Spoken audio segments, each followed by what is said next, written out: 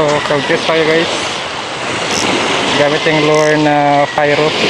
Galing kay Master John Ronald. Ito po yung lure na gamitin natin. Pyro 6.5 grams. So, try natin dito guys. Medyo high tide.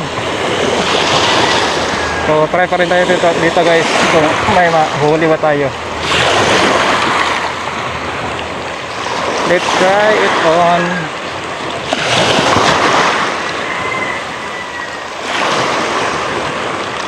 Oh. May nag-strike guys. May nag-strike na balo. Ah! May nag-strike guys, balo. Isa pa. Pero di bali na.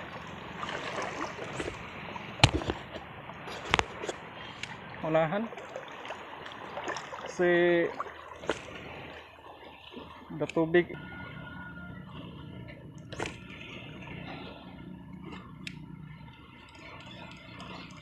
Napaka guys. Napakalaki ng high tide ngayon. Oh, fish on guys. Ayan ang tinatawag na fish on, bugaong. Sa master, nakadali na yung mo, lure. So, nakadali na ng bugs. So, ayan na master. Ito na sinasabi. So, ito na guys. So, Master John Ronald. Ito na po yung kumakain ng lure na ibinigay mo sa akin. Bugaong. So, ano ba to? Keep ba natin to or release?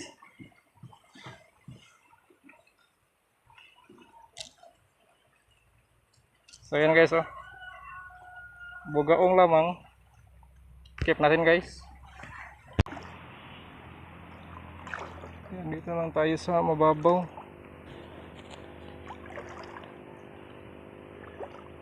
So, di bale.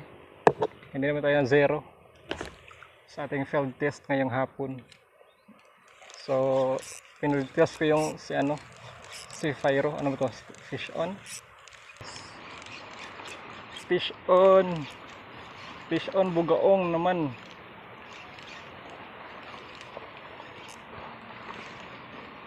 Harvest nyo kayong lahat. Napakasakit. Nasugatan ako dahil sa bugaong men. So, yan na guys, oh. Bugaong na malaki. Oh, bakang bumitaw, Brad. So, yan na guys. Pangalawang huli. Mr. Bugs. So, yan guys, oh. Hindi natin pakawalan guys.